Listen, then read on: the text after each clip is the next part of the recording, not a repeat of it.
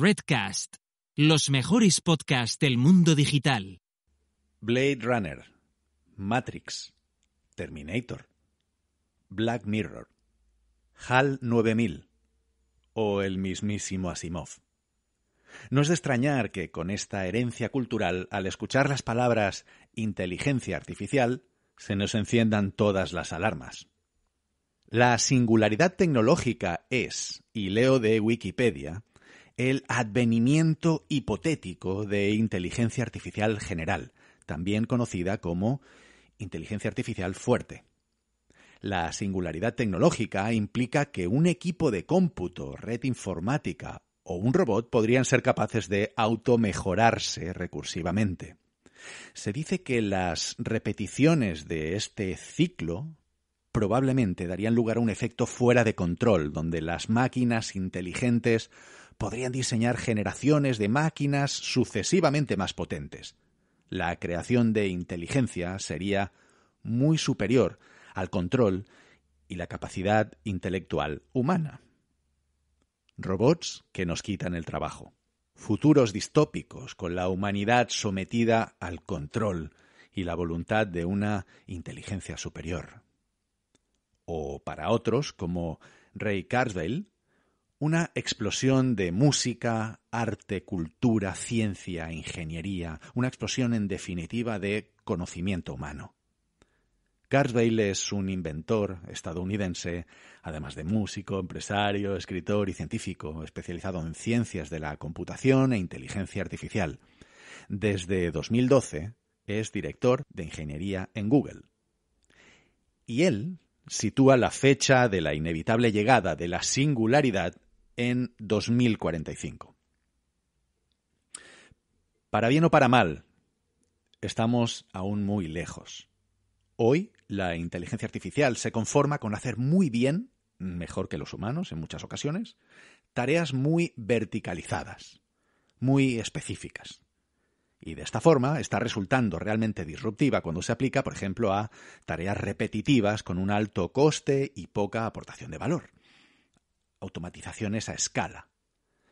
Personalización basada en comportamientos predecibles.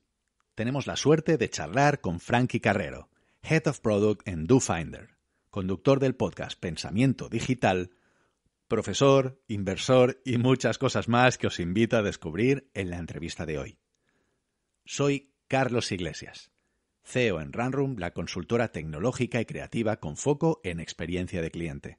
También soy codirector del InDigital y director del Business Agility, ambos programas de Executive Education en ESADE. Os doy la bienvenida a un nuevo episodio de Real World, el podcast sobre Customer Experience y negocio digital.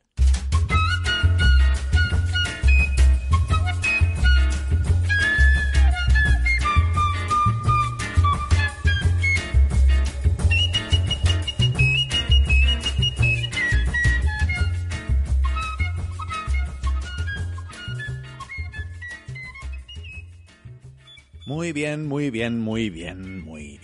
Como veis, un tema que se va a salir un poco de la línea habitual del podcast, pero que en mi opinión es obligatorio, especialmente para todas aquellas personas que estáis tratando de mejorar la experiencia cliente en vuestras compañías. Antes de arrancar, recordad que este miércoles 25 de noviembre desde Redcast, la red de podcast de marketing y negocios digitales de la cual soy miembro, organizamos la primera edición del Día del Podcast. 16 horas seguidas centradas en el mundo del podcasting y más concretamente en el negocio alrededor del podcasting. Por supuesto, será abierto a cualquier país de habla hispana y de hecho tendremos podcasters y representantes de España y toda Hispanoamérica. Yo andaré por ahí también entrevistando a Luis Salcedo. No os pienso contar nada más, así que os animo a que echéis un vistazo a la agenda y os registréis gratuitamente en diadelpodcast.es para seguir el streaming. Sin más, os dejo con Frankie y su visión pragmática sobre cómo podemos mejorar la experiencia de cliente gracias a la inteligencia artificial. Bueno, pues aquí estamos con Frankie Carrero. Frankie, muy bienvenido a este podcast, a Real World. Muchísimas gracias, encantado de estar aquí. Es un verdadero placer. Además, Frankie, tú eres compañero de la red de podcast de Redcast, esa red en la que tanto tu podcast como el mío estamos ahí dentro. El podcast de Frankie, para quien no lo conozca, se llama Pensamiento Digital. Y a mí me encanta. Es un podcast que sinceramente me ha sorprendido. Es un podcast donde Frankie habla de la inteligencia artificial en el mundo real. O sea, me gustó mucho porque realmente me siento muy alineado con esa forma de plantear las cosas de una forma muy pragmática, muy orientada, bueno, pero esto en el fondo qué es lo que pasa, ¿no? Cómo esto tiene una aplicación directa en los negocios hoy en día, ¿verdad? Frankie, yo sé que tú eres teleco, estudiaste telecos en la universidad. Luego te has seguido formando, también tienes un grado en Computer Science, ¿verdad? En la Universidad Europea de Madrid. Tienes estudios de inteligencia artificial. Yo te conocí también cuando estabas en BrainScenes de la mano de Corti, ¿no? Yo os conocí a los dos. Tú eras CEO y cofundador de BrainScenes. Lo último que sabía de ti hasta hace muy, muy, muy poquito es que eras Senior IT Manager en Zara.com. Estabas ahí con personajes como David Pombar y compañía en Zara. Y ahora, pues muy, muy recientemente, que yo creo que, vamos, esto es casi una exclusiva del podcast, director de producto en DoFinder, si no voy equivocado. Efectivamente, vamos, acaba de producirse realmente, estoy justo ahora gestionando el cambio. Perfecto, pues oye, enhorabuena por ese cambio, espero que te lo pases súper bien. Además sé que tenías otras opciones y que para ti esto es un reto y un challenge, y que no solo te atrae el reto técnico en sí mismo, sino que ves algo más ahí detrás, ¿verdad? Sí, además, bueno, al equipo de DoFinder les conozco desde hace ya unos cuantos años. De hecho, desde que empezamos BrainScenes aproximadamente. Y bueno, con Iván Navas, con el CEO sobre todo, es con el que tenía más relación. Y tengo que reconocer que siempre, tanto Corti como yo, les hemos admirado mucho, ¿vale? Ellos hicieron muchas cosas muy bien de las que nosotros no supimos terminar de hacer bien en el caso de BrainScenes. Y bueno, pues si puedo ir con ellos y aprender y ayudarles en lo que esté en mi mano, pues yo encantado. Yo te he presentado, Frankie, pero a mí me gusta un poco entender cómo, porque tú tienes una experiencia dilatadísima. Has hecho un montón de cosas muy distintas, algunas más académicas, otras mucho más orientadas a negocio. Creo que tienes un perfil súper interesante con el que me identifico en el sentido de ese, ¿no? Esa doble cabeza docente y de negocio que me encanta, y que creo que hacen falta muchos más roles en la universidad y en las escuelas de negocio como el tuyo, más perfiles parecidos al tuyo, que estás bragando estás tocando las entrañas de la tecnología y estás en las trincheras, y a la vez estás también en la parte docente. Yo creo que eso es súper necesario. ¿Cómo has llegado hasta aquí? ¿Cómo has llegado a ser el Frankie Carrero que conocemos? ¿Y por dónde has pasado? ¿Qué has hecho? ¿Qué ha sido de tu vida? Da un poquito tú mismo, explica tu background. Pues la verdad es que seguramente si alguien se pone a ver con detalle lo que he hecho, puede pensar que he estado dando tumbos de alguna manera, ¿no? Porque comentabas que estudié teleco y luego hice también informática. Y durante esa época yo estuve trabajando con mis padres, que tenían una empresa que hacía importación de artículos de juguete, bueno, de regalo y juguetes también de China. Y yo viajaba a China pues 3-4 veces al año para ayudarles con las compras, y me convertí un poco en agente de compras, ¿no? de la empresa. Cuando terminé la carrera... Pedazo de experiencia, ¿eh? Pedazo de experiencia, sí. Eso. Tengo que reconocer que eso me ayudó seguramente a conseguir o adquirir una serie de capacidades que en la universidad no sales con ellas, ¿no? No tengo ninguna duda, seguro. Luego no sé si las usé bien o no, pero bueno, por lo menos ahí estaban. Y lo que sí, una vez terminé ya informática, porque bueno, hice teleco y luego informática porque con teleco me equivoqué. Y bueno, en lugar de darme cuenta a tiempo de que me había equivocado y cambiarme a informática, pues tuve que seguir y de hecho terminé teleco mientras estaba haciendo informática también, así que... Por narices, por mis narices que hago esto. Efectivamente, pero bueno, al final sí que es verdad que mi vocación es más informático y bueno, una vez terminé la carrera me puse a trabajar en Telefónica I+D ahí vi que la gran empresa ya, bueno, pues no era para mí, ¿no? No era lo que yo quería. Y monté una startup con mis dos compañeros del trabajo de fin de carrera de informática. Una startup que era NotExpress, se llamaba NotExpress y era una especie de press clipping automatizado. Y lo que hacía era servir cada día un conjunto, un listado de noticias a cada uno de los usuarios. El sistema aprendía de lo que los usuarios leían y entonces cada día iba personalizando las noticias que más le interesaban. Estoy hablando del año 2000 aproximadamente. Ya ves, hace ¿Vale? 20 años, madre mía. Efectivamente. Y la empresa fue bien hasta, bueno, durante un año y pico que llegó el boom, del boom, no, perdona, la burbuja de Internet. Y bueno, pues intentamos seguir, no tenía mucho sentido y me fui a la universidad porque desde que terminé es verdad que me habían intentado bueno, pues echar la caña para que fuera allí a trabajar, ¿no? En temas de investigación y todo eso. Y como era algo que me interesaba, porque quizá uno de mis problemas es que me interesan muchas cosas y eso no sé hasta qué punto es bueno. Me suena este problema, sí. Sí, pues los que lo sufrimos, yo creo que hay gente que sabe lidiar mejor y algunos, yo por lo menos en mi caso, no sé si pasa lo que te decía, que voy dando tumbos. Pero bueno, en la universidad la verdad es que lo pasé unos años, tuve unos años muy buenos, la verdad es que me gusta mucho enseñar y es algo que creo que no se me daba mal del todo y me gustaba investigar, o eso pensaba yo, hasta que me di cuenta que no me gustaba tanto investigar en proyectos, si quieres, de base, como al final desarrollar proyectos innovadores que luego se pudieran aplicar, que era una de las cosas que ocurría en la universidad. Terminabas un proyecto de investigación, un consorcio con empresas, universidades, tal, y luego eso se quedaba en el limbo, ¿no? Y más allá de papers, publicaciones y tal. Y a mí eso me frustraba, igual que bueno, pues al que entonces era compañero, que era Corti, pero que también había sido alumno mío en la universidad. Corti, perdón, para los oyentes que no lo conozcan, es José Carlos Cortizo. Perdón, sí, claro. Que también tiene un podcast, un podcast increíble que se llama En Digital, en Punto Digital. Quien no lo haya escuchado está invitado a escuchar no solo el podcast, sino la entrevista que le hicimos a Corti en este mismo podcast hace unos cuantos episodios. Perdona, continúa. Sí, era el 40 y pico, si no recuerdo mal. La verdad es que como había pasado por aquí, ya le he llamado Corti por instinto. Pero sí, has hecho bien en aclarar. A mí me sale también así. Pues por lo que te decía, realmente montamos una red social para jugadores de videojuegos en el que empezamos a aplicar un montón de, bueno, pues de las tecnologías en las que habíamos estado investigando los dos, juntos y por separado, en la universidad. Vimos que no lo podíamos monetizar porque en su momento empezaron a salir un montón de redes sociales y luego casi ninguna terminó yendo bien y ya montamos BrainSense. Y BrainSense, bueno, pues un poco por pasar por encima, pero para que tengáis una idea, empezó siendo simplemente como una plataforma que recomendaba productos, algo similar a lo que veis en Amazon cuando vais allá a comprar y os muestran productos que están relacionados con el que estáis viendo en este momento, pero terminó convirtiéndose en una herramienta de marketing automation inteligente, ¿vale? Con mucha inteligencia artificial por detrás y bueno, tratando de ayudar a que los e-commerce pues vendieran más, mejoraran su ratio de conversión, consiguieran fidelizar también más a sus clientes y todo eso.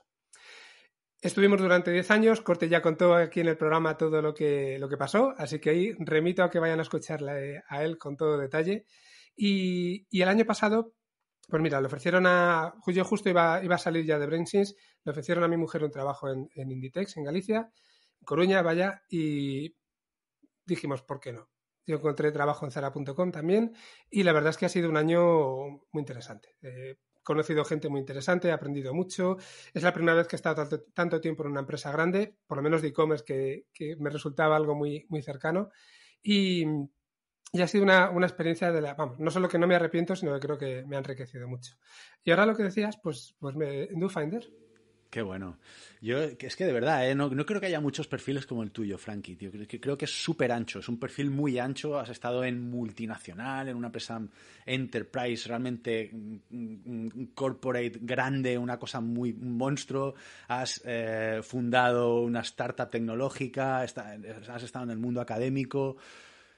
Realmente, y has pateado mucha calle también, que ostras, sí. Yo creo que tiene un valor incalculable, así que todos mis respetos, me quito el sombrero y enhorabuena por tu trayectoria, te lo digo de verdad.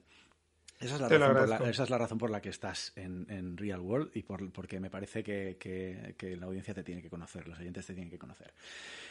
Tú en tu podcast hablas de inteligencia artificial, ¿no? Yo creo que, la inteligencia artificial, desde luego, está teniendo ya un impacto en todos los sectores, en todos los modelos de negocio y esto es solo el principio, muy probablemente, ¿no? También en la experiencia de cliente. Tú sabes que en este podcast hablamos sobre todo de experiencia de cliente y negocio digital. Pero ¿sabes qué pasa? Yo cuando hablamos de inteligencia artificial, de Big Data, empezamos a utilizar palabras como Machine Learning, Deep Learning, creo que no todo el mundo está en la misma página y que no todo el mundo cuando habla de inteligencia artificial o de Big Data o de Data Science o de Machine Learning o Deep Learning entiende exactamente cuáles son las diferencias entre una disciplina, digamos, y otra, ¿no? Entonces, yo quiero aprovechar tu expertise, tu experiencia como experto en todos estos temas desde las trincheras y también desde el mundo académico para que pongas un poco de luz en todo esto y nos expliques. ¿Cuáles dirías que son las diferencias entre una cosa y otra y qué tipo de aplicaciones podemos sacar de cada una de ellas? Es muy amplia la pregunta, perdona, Frankie. No, ningún problema. Vas a tener que parar en algún momento, me vas a tener que redirigir. Seguro. Eso sí. Seguro. Pero bueno, lo primero que te tengo que decir es que cuando hablamos de inteligencia artificial, seguramente muchos tengamos ideas distintas en la cabeza porque considero que no se trata muy bien, sobre todo en medios generalistas, que en la mayoría de los casos es por lo que llegamos a ella, pero también te tengo que decir que incluso a nivel si quieres, de expertos en inteligencia artificial o científicos especializados en inteligencia artificial, nunca he visto una definición que podamos considerar única, ¿vale? Hay siempre sus matices porque estamos hablando de algo que, si quieres, por darle una primera definición, lo que intenta hacer es realizar tareas de forma similar a como las harían los humanos aplicando su inteligencia, pero cuando hablamos de forma similar quiere decir que no tienen por qué seguir exactamente los mismos mecanismos que nosotros. Y eso es lo que hace que sea un contexto tan amplio, tan rico y tan variado. Claro, cuando hablamos de inteligencia ya en muchos casos hasta podríamos poner en duda qué es la inteligencia, ¿no? A diferentes niveles. No es lo mismo para un humano que para un animal y diferentes tipos de animales incluso. ¿Ibas a preguntar algo? Perdona. No, adelante. Vale, entonces, cuando se planteó la definición de inteligencia artificial originalmente allá por los años 50, realmente se hablaba justo de eso, de tareas que podían realizar ordenadores y que, pues que un humano podría realizar también con su cerebro y tratando, el ordenador, el programa, intentaría replicar esa tarea. La realidad es que se ha convertido en algo mucho menos amplio, si quieres, porque eso es demasiado difuso incluso, y básicamente lo que permite la inteligencia artificial es automatizar una serie de tareas que normalmente pueden realizar los humanos, que pueden ser más complejas o menos complejas, pero en este caso que las puede realizar un ordenador. Y eso puede ir desde tareas complicadas como puede ser planificación, por ejemplo. Tareas de planificación son de las más difíciles, razonamiento, resolución de problemas, e incluso representación del conocimiento, que es una parte de la inteligencia artificial necesaria para luego otras aplicaciones de la inteligencia artificial, o incluso la visión por computador o reconocimiento del habla. Todo eso son aplicaciones que para nosotros pues puedes llegar a pensar hasta qué punto denota que eres inteligente por el simple hecho de poder ver un objeto y de poder identificarlo. Lo hacemos nosotros, los animales y bueno, hay más. En la naturaleza hay incluso los insectos tienen sus propios mecanismos de detección, ¿no? Así que siento no dar una definición que pueda ser muy concluyente, pero la idea principalmente va por ahí. Ahora, ya yendo más al grano, ¿qué es el Machine Learning? Bueno, pues Machine Learning es una de las categorías de algoritmos dentro de la inteligencia artificial. O sea, no son cosas distintas, sino simplemente que debajo del paraguas de la inteligencia artificial hay diferentes tipos de algoritmos. Podríamos hablar, por ejemplo, por poner dos ejemplos diferentes, pero para que veamos que los dos caen debajo de la inteligencia artificial, de sistemas expertos, que fueron unos de los primeros algoritmos que se utilizaban y que lo voy a simplificar. Y si esto lo escucha algún compañero de inteligencia artificial, seguramente luego me mate. Bueno, que no se pongan muy canónicos. Efectivamente. Básicamente lo que haces en un sistema experto es que una serie de expertos definen unas reglas para que en función de lo que esté ocurriendo en un momento determinado el sistema pueda tomar una decisión. ¿Vale? Entonces, imagínate una serie de médicos que se reúnen y dicen, si tenemos estos valores en estos análisis, resulta que la enfermedad es esta de aquí, o tienes un 90% de probabilidades de que la enfermedad sea esta de aquí. Si son otros valores, el resultado es este otro. ¿Vale? Que es un sistema que parece muy sencillo y la complejidad en este caso está en cómo organizas la información primero para luego poder generar esas reglas. ¿Vale? Machine Learning lo que hace es tomar un camino muy distinto y que permite la automatización que hablábamos antes. Y en este caso no tiene que haber una serie de expertos que determinen cuáles van a ser las reglas, sino que hay un algoritmo que a partir de una serie de datos es capaz de aprender de forma automática esas reglas y aplicarlas a un montón de aplicaciones. Y ahora comentaré también un poquito sobre aplicaciones. Y ya muy rápidamente, como me preguntabas por Deep Learning, cuando hablamos de Deep Learning, realmente hablamos de también un subconjunto del Machine Learning y hablamos en este caso de redes neuronales, pero redes neuronales que permiten manejar cantidades de información muy grandes y además redes de profundidad muy grandes. Tampoco creo que merece la pena entrar en mucho más. Sí, en temas de las capas, ¿no? Sí. Ok. Sí, perfecto. Lo que yo entiendo es que Machine Learning al final no es que tú programes la lógica, sino que tú al algoritmo le das un montón de datos de entrada y unas salidas esperadas y el propio sistema aprende, ¿no? E identifica patrones de, vale, pues se supone que con este tipo de imágenes pues las clasifico de esta manera, por ejemplo, ¿no? Esto sería una aplicación de Machine Learning. Eso es, justo. Vale, ¿y esto para qué nos sirve? O sea, ¿quién está utilizando esto hoy en día y para qué? O sea, ¿y cómo puede mejorar, sobre todo, ya, y si contestas esta pregunta ya un mortal hacia adelante, cómo esto puede ayudarnos a mejorar la experiencia del cliente?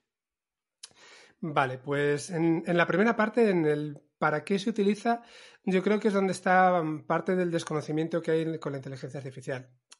Si quieres, heredado de estas definiciones iniciales tan difusas que comentábamos antes, al final, quizá en el subconsciente colectivo ha quedado la idea de que la inteligencia artificial es como un cerebro, como el nuestro, que va a ser capaz de entender todo, de razonar como nosotros y que en el futuro va a eliminar la raza humana, si quieres. No va a llegar ahí hasta la singularidad, ¿no? Va a alcanzar la singularidad.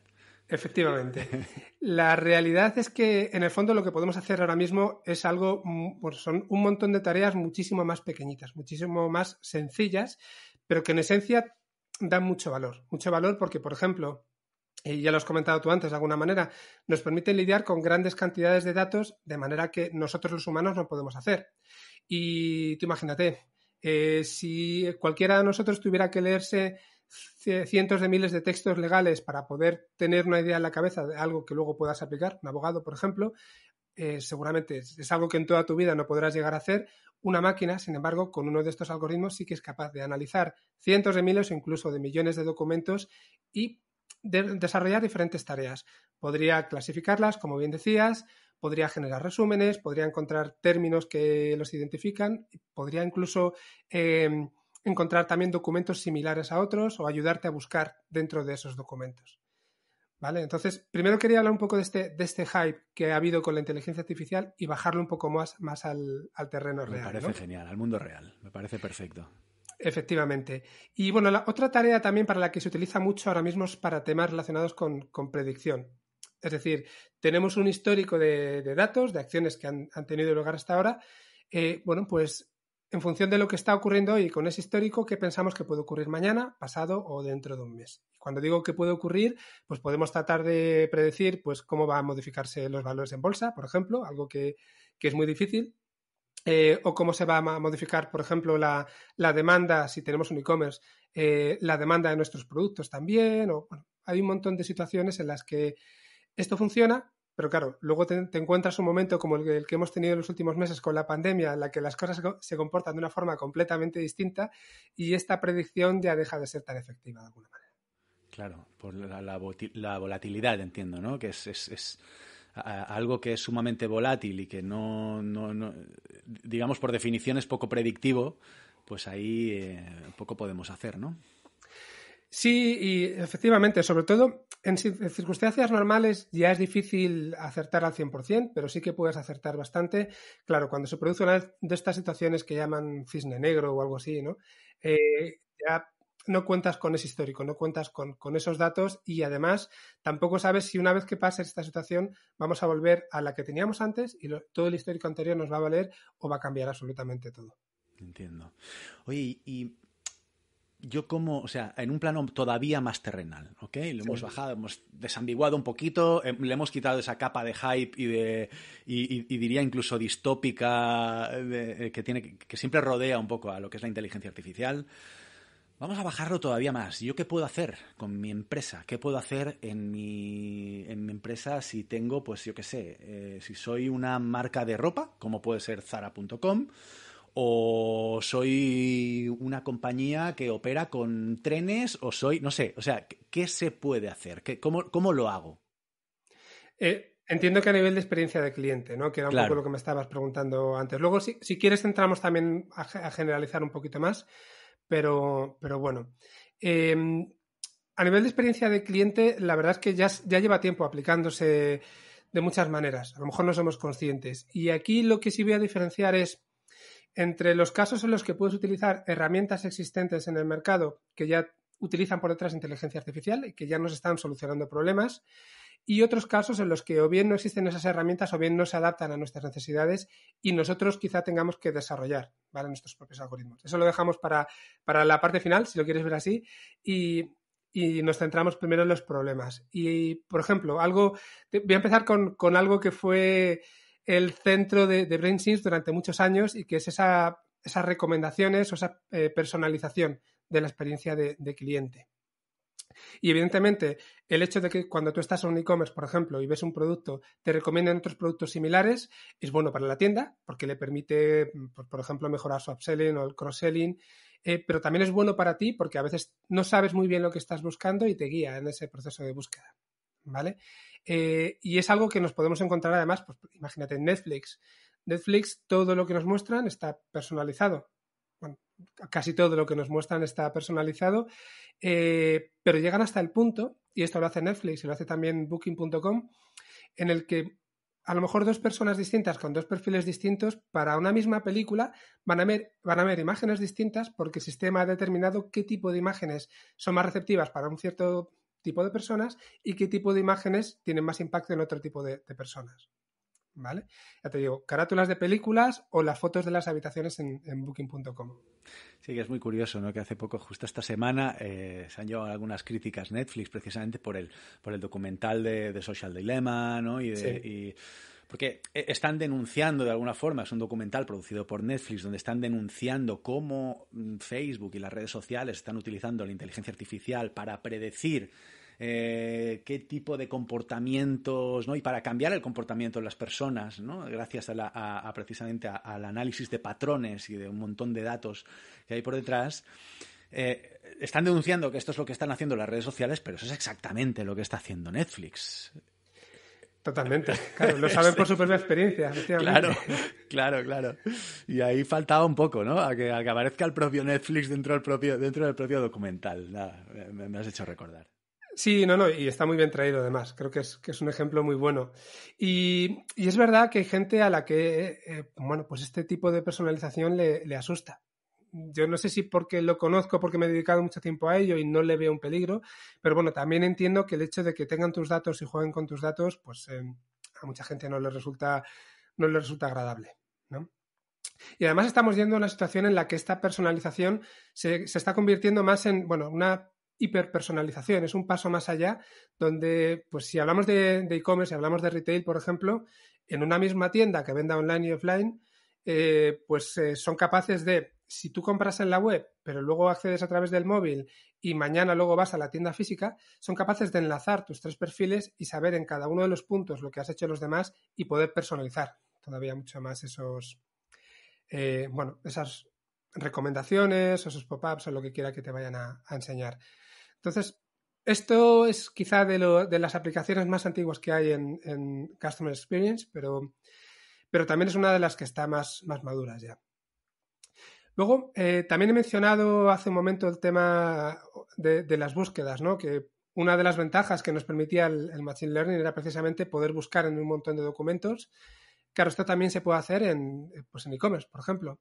Amazon o sitios que vendan libros en general, por no mencionar solamente Amazon o cualquier marketplace grande como Alibaba o alguno del estilo, que cuentan con millones de artículos. Si tú vas allí a comprar algo y utilizas un buscador que no te devuelve una búsqueda lo más afinada posible, pues te frustras. No encuentras lo que quieres y al final de tanto navegar, pues terminas yéndote a otro sitio donde sí te den esta facilidad.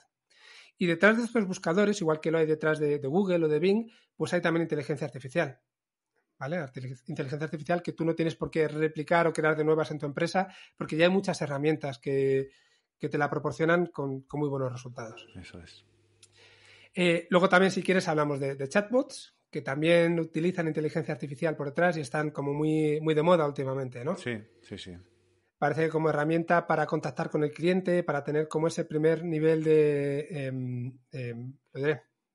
no me va a salir la palabra ahora mismo, de servicio al cliente, ¿no? Sí, de atención. Uh-huh. De atención al cliente, eso es. Y que, bueno, puede hacer cosas tan tontas como mantener una conversación básica si quieres, pero también un chatbot te puede recomendar productos o puede darse cuenta entendido de una manera no humana, ¿vale? También, para que no quede tan raro. Pero puede llegar a determinar, a lo mejor, que el chatbot no es suficiente para ti, que te tiene que redirigir a una persona para que siga la conversación. Pues otro elemento más que se está utilizando a día de hoy en experiencia de usuario y que tiene mucha inteligencia artificial por detrás. O incluso si quieres determinación automática de precios. Hablábamos antes de patrones, pues nuestro sistema podría determinar en un momento determinado que con tal y como está evolucionando las compras y con a lo mejor ahora que va a llegar el Black Friday y que después van a llegar las rebajas de Navidad, pues en un momento determinado este precio tiene que subir y 2 días después tiene que bajar. Veo que te sonríes, no sé si se te viene alguna cosa a la cabeza. No, es que no, por nada. O sea, esa parte del pricing me parece que... ¿Sabes lo que yo veo cuando me adentro en el mundo de la inteligencia artificial? Veo que hay como muchas verticales de conocimiento, sí. ¿Verdad? No es lo mismo el PNL, el análisis, ¿no? El análisis del lenguaje natural y la extracción de insights y de información del lenguaje natural que el análisis de imágenes, de vídeo, precisamente estas verticales, ¿no? Me interesan mucho. También tu experiencia, ¿no? Sabiendo en el tema de pricing y cómo se está utilizando la tecnología para jugar con esto, ¿no? Con la oportunidad de hacer el pricing variable, dinámico y que cambie en función del comportamiento del usuario, ¿no? Esto es... Me parece, sinceramente, o sea, me hace gracia y me sonreía porque creo que es en cierto modo manipulativo, ¿no? O sea, que de alguna forma es aprovechar pues la información y el rastro que está dejando el usuario para adaptar el pricing, pues, ostras, no sé, a mí me cuesta verlo, pero es que yo también soy de una forma, igual soy un poco cerrado en estas cosas, ¿eh? ¿Qué piensas tú de esto, Frankie? A ver, te cuento mi visión. Quizá aquí podríamos partir de... Si tuviéramos la capacidad como humanos de estar modificando los precios de nuestros artículos en una tienda online en tiempo real, cada momento, ¿lo haríamos? ¿Realmente tendría sentido? O si no lo hacemos simplemente es porque no tiene sentido. Yo creo que es la primera pregunta que nos debemos plantear. Desde el punto de vista de marketing y la parte que le toca de establecimiento de precios, hay gente que piensa que sí, que tiene sentido ir cambiándolo y adaptándolo a las circunstancias, y hay gente que piensa que no. Entonces, nos da la posibilidad y volvemos a esas dos aplicaciones que he dicho al principio que más tienen ahora mismo, ¿no? Automatización y predicción. Pues justo estamos prediciendo cuál puede ser el comportamiento de la gente si variamos el precio y automatizando esa variación del precio. El problema que tiene aquí, igual que ocurre en otras muchas aplicaciones, es que juguemos con los datos adecuados. Y en este punto, de hecho, voy a recapitular un momento porque es algo que no he mencionado y voy a decir que cuando hablamos de Machine Learning, y casi vamos a hablar ya siempre de Machine Learning porque es lo que más se utiliza a día de hoy, si no tienes unos datos adecuados, se te cae el chiringuito, hablando en plata, ¿no? Si los datos no tienes todos los datos que necesitas, o están sesgados, o no se actualizan adecuadamente, o hay muchas series pues, muchas variables que lo determinan, el resultado no va a ser bueno. Entonces, si para determinar el precio de un artículo solamente tienes en cuenta el comportamiento de tus clientes en la tienda y no tienes en cuenta, pues por ejemplo, cómo está jugando la competencia con ellos, o no tienes en cuenta a lo mejor cómo se encuentra la economía ahora mismo, si estamos cerca de Navidades, si estamos en verano, y esto puede ser variable en función del producto, a lo mejor las predicciones de los precios que va a hacer el sistema no son las adecuadas. Y yo me huelo que ahí es donde está el fallo ahora mismo y por lo que todavía no funciona bien del todo. Ya te entiendo. Oye, comentabas, ¿no?, que de alguna forma el acercamiento al uso, a la utilización y a cómo empoderar mi propuesta de valor como empresa a través de la inteligencia artificial puede ser a través de herramientas ya existentes, ¿no?, o de hacer algo más ad hoc. Déjame hacer un pequeño teaser, un pequeño spoiler de el próximo episodio que voy a publicar en Real World, donde voy a entrevistar a Rosa Peña de Medallia. Medallia es una herramienta de captación de voz de cliente que utiliza también Machine Learning, utiliza inteligencia artificial, pues para, como tú decías, ¿no?, es capaz de analizar masivamente el feedback, tanto feedback solicitado como no solicitado, y extraer qué cosas tienen en común los feedbacks de los clientes, ¿no? Extraer no solo el sentimiento de ese feedback solicitado o no solicitado, sino también hacer análisis de texto, ¿no?, el text analytics que llaman ellos, hacer análisis de incluso vídeos que nos puedan enviar los clientes con un feedback, audios, llamadas, lo que se habla en el call center, todo eso, pasarlo por, pues eso, Machine Learning, ¿no?, por sistemas de aprendizaje que son capaces de identificar insights de mejora. Fíjate, ¿no?, que son capaces de darte recomendaciones del estilo, oye, estamos identificando que vuestra fuerza de ventas son unos bordes, ¿no?, porque muchos de los clientes están utilizando palabras que tienen que ver con, pues, la apatía o la no simpatía, etcétera, ¿no? Y eso te permite incidir de forma directa en la propia experiencia del cliente con tanto feedbacks solicitados como no solicitados, ¿no? Es un ejemplo, y no me quiero extender y no quiero hacer demasiado spoiler de Medallia, pero yo creo que desde luego, antes de liarse la manta a la cabeza en montarnos nuestras propias, ¿no?, nuestro propio departamento de Data Science, creo que merece mucho la pena hacer esa reflexión que tú has hecho, ¿no? Existen herramientas que me permitan multiplicar mi propuesta de valor y mejorar la experiencia de cliente, y si es así, utilizarlas, ¿no?, incorporarlas a mi flujo, a mi workflow, ¿no?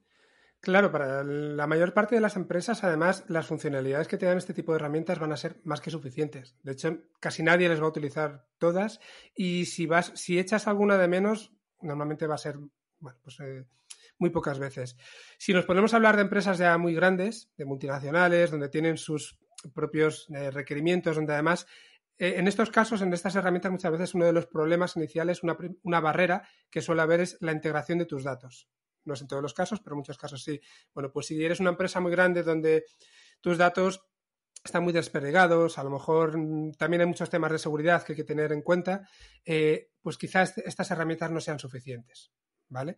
Pero yo recomendaría en la mayoría de los casos que se opte por ellas, e incluso muchas veces para una misma aplicación hay diferentes herramientas. Si no te funciona una, prueba otra, y bueno, pues la inteligencia artificial sin un producto por encima tampoco es absolutamente nada, que eso es otro tema también importante. O sea, inteligencia artificial porque sí no tiene sentido, y hay veces que el problema se puede solucionar con un algoritmo mucho más sencillo. Sí, señor. Oye, ¿y en qué casos tú crees que de verdad tiene sentido, ¿no? O sea, y sobre todo, no sé, un caso que tú creas que tiene sentido, ¿cómo se afronta ese reto? ¿Cómo se afronta el reto de montar un equipo que sea capaz de aportar valor a la compañía? Entiendo también de forma transversal, que no se convierta en un silo más de la compañía. Estos son los de los datos, los frikis de los datos, sino que sea capaz de inyectar valor al resto de la compañía. ¿Cómo se hace esto? Vale, pues mira, por lo primero que hay que empezar es por lo que te decía hace un momento, por identificar si tienes datos y si los tienes, en qué caso están, ¿vale? O incluso vamos a dar otro paso previo que también lo comentaba hace un momento, y hay que hay que ver qué tipo, si los problemas que tienes que resolver son problemas que necesitan Machine Learning o no. ¿Vale? Podemos ir de la mano. Son problemas que no puedo resolver de otra manera y en tal caso tengo datos suficientes como para poder entrenar algoritmos que me permitan solucionar ese problema. Normalmente de primeras no vamos a saberlo, porque además en las empresas es muy raro que haya un perfil que entienda de Machine Learning y bueno, pues para esos primeros proyectos puedes contratar, pero lo normal es que se recurra a otras terceras empresas, ¿no? A consultoras, que te hagan un análisis, te ayuden a realizar ese análisis, te ayuden a determinar cuál es tu situación y te ayuden a dar esos primeros pasos. Si tienes claro que la inteligencia artificial te puede ayudar, te puede aportar valor al negocio y que tienes datos, pues entonces, otra vez, necesitas alguien con experiencia que te ayude a identificar qué guerras, qué batallas debes librar, ¿no? Porque no tiene sentido meterse en cualquier proyecto que se vaya a extender mucho en el tiempo, que sea muy complejo, que a lo mejor los algoritmos que existen a día de hoy todavía no se puedan aplicar bien o que necesites un tiempo de entrenamiento para esos algoritmos tan alto que te vaya a salir muy, muy caro.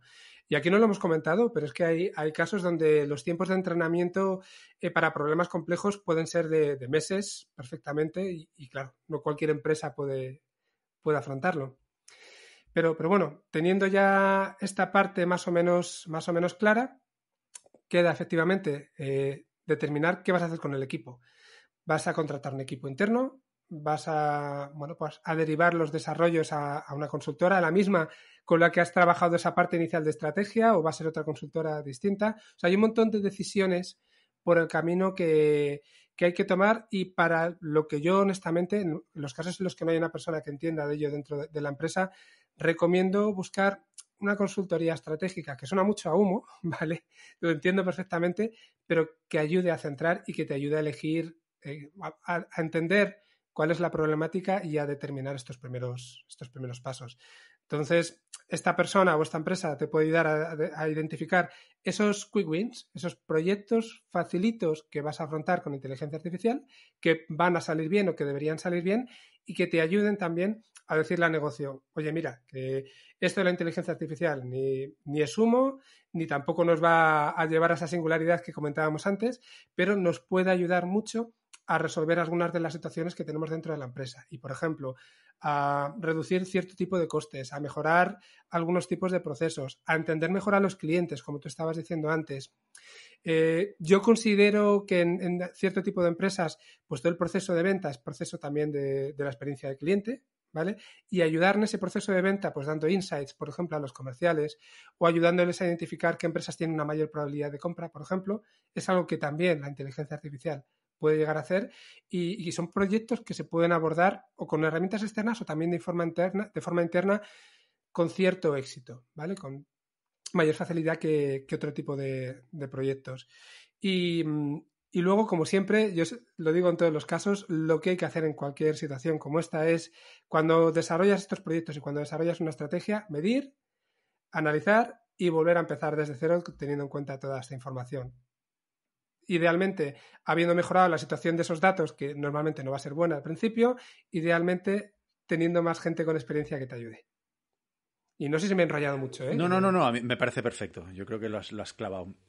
Iterar, ¿no? Iterar y volver a empezar. Es interesante esto que dices, porque realmente no solo necesitamos capacidades científicas, sino también analíticas y ser capaces de interpretar, ¿no? Y no sé, en tu experiencia, hay distintos perfiles, ¿verdad? Dentro de un equipo de datos, ¿qué tipos de perfiles te sueles encontrar en aquellas compañías donde tienen su departamento o su equipo de datos? Vale, pues este también es otro punto muy de discusión. De hecho, si metemos todo dentro del saco de lo que se llama data science y hablamos de data scientist, son perfiles que en principio son capaces de desarrollar todo el proyecto, ¿no? Es como el típico jugador de fútbol que es capaz de cogerte la pelota en tu portería y ir hasta la otra y meter gol. Son capaces de hacer todo, pero también es verdad que no se puede abarcar todo en una buena organización y es verdad que dentro de todo este proceso hay un mismo data scientist lo que va a estar haciendo es adoptar diferentes roles. Entonces, por ejemplo, tenemos gente que efectivamente tiene que encargarse de los datos, ver que los datos estén disponibles, y no hablo ya de analizarlos, ¿eh? Un data engineer tiene que procurar la infraestructura necesaria para que los datos estén accesibles para poder analizarlos y luego crear el modelo. Un data scientist, idealmente a lo que se debería dedicar solo es a analizar estos datos, a revisarlos, a limpiarlos, a formatearlos. Hay un montón de procesos hasta que tenemos nuestros conjuntos de datos con la calidad suficiente como para que podamos utilizarlos para entrenar un modelo, ¿vale? Luego hay que elegir qué algoritmo se puede utilizar, porque en función del problema hay diferentes algoritmos que tienen sentido y además, pues hay que probar estos algoritmos, ver qué resultados dan, tunearlos un poquito, cambiar ciertos valores hasta que identificas cuál de todos ellos es el que te va a dar un mejor resultado. Entonces lo entrenas, haces unas pruebas, las pruebas te dicen que todo está genial y, esta persona que se encarga de esto sería un Machine Learning Engineer, ¿vale? Y luego, algo que tradicionalmente se nos ha olvidado mucho es que esto hay que ponerlo en producción, ¿vale? Durante muchísimos años la mayoría de estos proyectos que se desarrollaban dentro de las empresas se quedaban en el limbo, o sea, se empezaban a desarrollar, se llevaba hasta tener un modelo, pero este modelo no se podía poner en producción por razones diferentes, ¿no? Y leía hace poco que ya estamos en el punto en el que aproximadamente el 50% de estos proyectos se ponen en producción. Y claro, lo puedes ver desde dos puntos de vista. O bien es mucho porque antes solamente era un 20%, o bien es poco porque, joder, que solamente la mitad de los proyectos se pongan en producción suena un poco a tirar el dinero, ¿verdad? Sí. Y claro, pues luego tiene que haber esta persona que se encargue de garantizar que este modelo funcione bien en producción. Y esto muchas veces implica hacer un desarrollo desde cero en un lenguaje que esté más adecuado para el entorno en el que se quiere llevar a producción. Y simplemente tienen que replicar todo el proceso previo, pero en otros lenguajes, en otro entorno. Oye, ¿tú dónde dirías que se equivocan las compañías normalmente? A la hora de utilizar la inteligencia artificial. Sí. Vale, aquí esto va a haber más de uno seguramente que escuche el programa que no le va a terminar de gustar mucho, pero creo que muchas veces se comete el error de dejar buena parte de las decisiones a negocio. Y negocio tiene que estar presente en el proceso totalmente, porque tienen que validar un montón de las hipótesis que hace la gente más técnica en este caso, y también que lo que se vaya a desarrollar tenga un valor para el propio negocio, pero no puede ser el que tome la decisión de qué proyectos se tienen que abordar, que es algo muy típico. Alguien de negocio entiende que es el momento de utilizar inteligencia artificial, ha escuchado en un programa como este, por ejemplo, que se puede aplicar para tal, y cree que en su empresa se puede aplicar. Bueno, esto es un proceso, si quieres, de doble dirección, que tiene que ir de negocio hacia la parte técnica y de la parte técnica hacia negocio, buscando un punto intermedio, ¿no? Siguiendo ese doble camino hasta un punto en el que las dos partes tengan claro qué se puede abordar técnicamente y qué es necesario abordar desde el punto de vista de negocio que vaya a entregar valor a la empresa. Aquí, si me permites, hablabas un poco de mi perfil al principio y creo que no sé cómo he llegado hasta aquí. Te he contado antes mi historia, en el fondo no sé cómo he llegado hasta aquí, pero creo que lo que sí, de lo que estoy un poquito más orgulloso es de la posibilidad que tengo, la capacidad que tengo a veces de saber hablar con la gente de negocio. He sido CEO de mi empresa y he tenido que hacer ahí de todo. Hablar con la gente técnica, porque mi background es técnico, y luego también tener en la cabeza esta parte más que me viene de la universidad, de la enseñanza, ¿no? Y creo que ese enfoque integrador es muchas veces el que se necesitan en las empresas y son perfiles que, desde mi punto de vista, no siempre están presentes, que habría que buscar más. Entonces, quizá el principal error que te diría es, vamos a buscar a alguien que sea capaz de hacer todo ese doble proceso que te he comentado antes. Me haces pensar precisamente en que tengo también que dedicar algún episodio a DevOps. Sí, seguro. Porque ahí yo creo que hay mucho ahí detrás, ¿no? Y como negocio y la parte de tecnología y la parte más técnica pueden estar colaborando, ¿no? Y haciendo ese loop infinito que describías y que yo creo que es tan imprescindible hoy en día. Sí. Y me vas a perdonar porque me ha traído eso a la cabeza otra cosa, y es que cuando hablaba del equipo he dejado fuera a un personaje, si quieres, crucial también, como es el Product Owner, ¿vale? O el Product Manager, o como lo tengas en cada una de las empresas, pero que también tiene que ser un poquito peculiar en este tipo de proyectos, porque al final, cuando empiezas un proyecto que utiliza Machine Learning, que tiene tantos datos, que hay un montón de algoritmos, hay mucha incertidumbre. Y lidiar con esa incertidumbre, ser capaz de entender que un equipo a lo mejor no necesita solamente 2 semanas, sino que igual necesita 2 meses porque hace un montón de pruebas de modelos hasta que tiene algo que tiene sentido, o bien has pasado por ahí, eres capaz de entender cómo funciona este tipo de proyectos, o normalmente te va a frustrar. Y lo que es peor, no vas a ser capaz de transmitírselo luego al resto de stakeholders, ¿no? Al resto de la gente de negocio en el proyecto. Súper interesante eso, ¿no? Y también es verdad que la figura del Product Owner como figura, como rol, diría, ágil, ¿no? Sí. Que estamos...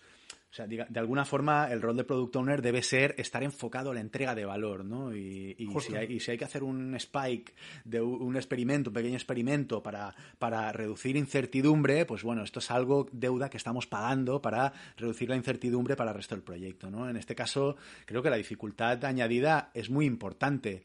En ese sentido, ¿tú crees que, o sea, funcionan, y lo pregunto con absoluto desconocimiento y sin intentar ser manipulativo, al revés, simplemente por curiosidad y por entender, ¿funciona la transferencia entre universidad y empresa en este sentido? ¿Se puede desde la empresa utilizar quizá no es la palabra, colaborar con las universidades para esa parte más exploratoria, esa parte más de investigación, combinar los dos mundos, el mundo más académico, más de investigación, de research, con el mundo de orientación a resultados y tangibilizar?